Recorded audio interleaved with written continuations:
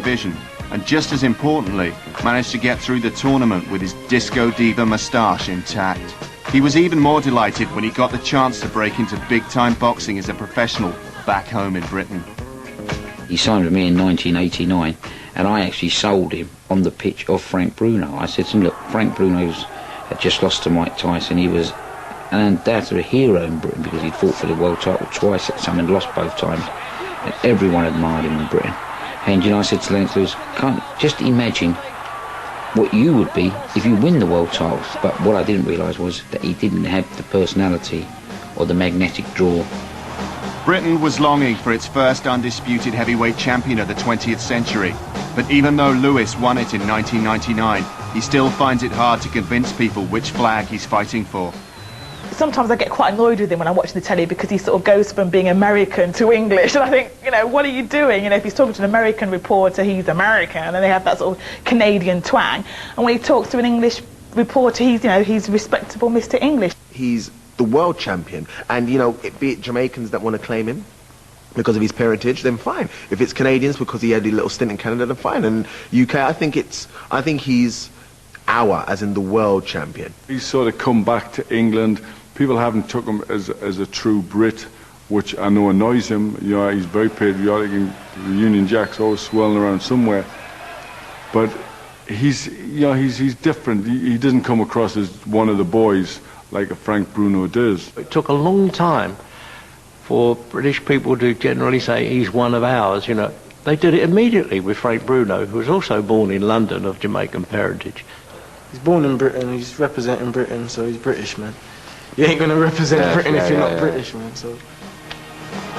Lennox's team made every effort to convince us that the man with the twang is actually a true Brit. A PR stunt had some success when his manager Frank Maloney got himself a Union Jack suit. The suit was such a hit. You know, everyone in Britain started recognising the suit and Lennox Lewis, and then you started noticing people in the audience actually wearing the suit. I mean, the first Holyfield fight, there was 12 people wearing Union Jack suits, and it just bonded them all behind Lennox Lewis. While Lewis was sorting out his nationality and winning the ultimate amateur prize at the Olympics, Mike Tyson was living the all-American dream. In 1986, he became an overnight star when at just 20, he was crowned the youngest ever professional world heavyweight champion. Tyson once laughed. I remember he beat this guy. He goes, yeah, I had him in the corner, and he was doing his thing. He started to cry like, boo-hoo, boo-hoo. And I thought, you little punk. And I hit him with the uppercut. It's quite funny. And I thought, this guy loves to murder people. I mean, he was a powerful brother. People are just getting me, just get a check. You know, there's a lot of them were scared. Tyson could smell the fear.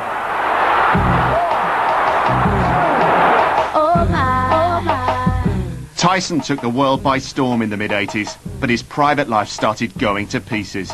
He broke his wrist in a street brawl with a former opponent, and he crashed his Beamer into a tree.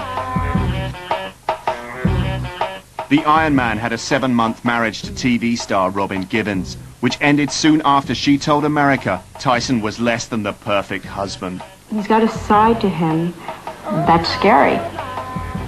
Michael is intimidating, to say the least. After their divorce, Tyson went into freefall. He lost his heavyweight crown to no-hoper James Buster Douglas, and then a beauty queen, Desiree Washington, accused him of rape. Tyson was given a heavyweight 6-year jail term.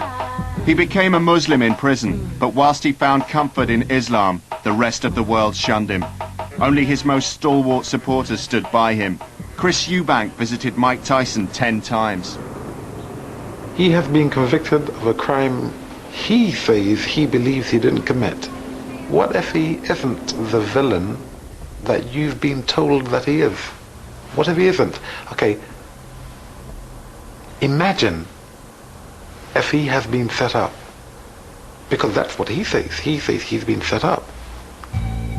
Tyson served another stretch in jail for road rage, but it was his ring rage attack on Evander Holyfield that fueled the speculation that Iron Mike was losing his marbles. Tyson got the cannibalistic munchies and bit a chunk out of his opponent's ear. I was about 4 rows back, could see it all, what had happened. He tried the first time, then he done it a second time, and It's outrageous, really, you know, and that's not what boxing's all about. Boxing's about two gladiators. Holyfield was sneakily butting him, you know what I mean, elbowing him, treading on his toes and things like that, and he got frustrated with it, and he just got out there and just beat him. As much as we understand he's a street fighter and he's been through certain issues in his life, things you don't do. There's no excuse for what he done. It's as simple as that. Whether people think it's right or not, there's no excuse. He knew he was losing. He found Holyfield was beating him with a boxing skill and he just could not deal with it. And that's why I think that he bit his ear. Because he knew he was going to lose and he wanted to get disqualified. Deep down inside of all that craziness of biting and wild and going off the rails, he's got a good heart, you know, nice person. He's a sort of like guy who will give you his car. If he had a watch on, like that watch, oh, I like that watch, he would give you the watch, stupidly give you out of just a nice guy, you know what I mean? Like in New York, you know, at Christmas times and things like that, he goes down to the ghettos and he gives them chickens and, you know, the poor people and whatever. People don't really see that sort of like different things, but he's got a good heart. What you see with Mike Tyson is what you get. It's a raw, undiluted form of humanity. Whether you like Mike Tyson or not, you know, you want to be near him. I mean, let's face it, he is the reason why this fight is so big. No offence to Lennox Lewis, fantastic champion though he has been and will be. It's Mike Tyson people are coming to watch. They are engrossed in him. People that support Tyson like the fact that he's just real. I understand where you're coming from because at the end of the day, it's a profession. Yes. So you should go in there and be a professional. Yes. Unfortunately, he's not perfect. He's a human being and people make mistakes. That's and what he's my point is. confused and he's stuck in the middle between professionalism and where he comes from. He's real.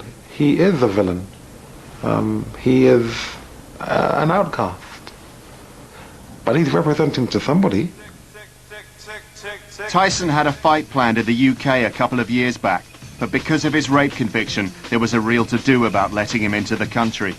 Opinion was split, because to some people, Iron Mike is still a hero. When he did finally arrive, he went walkabout in Brixton, South London, and got a rapturous reception. They say that you didn't want me here, right? Do you want me here?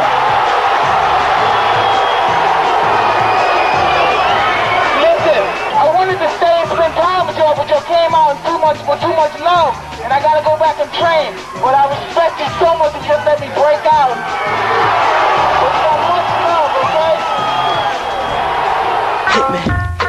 After Brixton, Mike headed up west to swanky Bond Street for the type of shopping spree most of us can only dream of.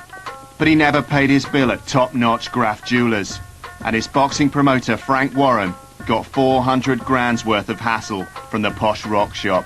I've been all over the world, and I've bought diamonds all over the world, and I'm truly impressed here. I must say one thing, Mike's got a great knowledge of diamonds. He's not just a boxing man. Mike Tyson bought some jewellery in London. The bill wasn't paid, and eventually he settled the bill. That was his bill, and Mike Tyson settled that bill. Just a misunderstanding. Not from me, it wasn't. Champion boxers aren't short of a few bob.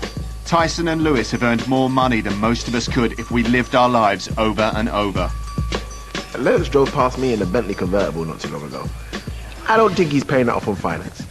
Some people get big flash cars, some people get big flash houses.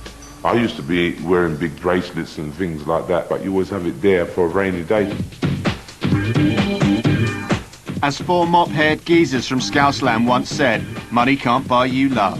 But with champion boxers, it attracts hangers-on like bees to the honeypot. Their entourages are heavyweight. It's amazing boxing.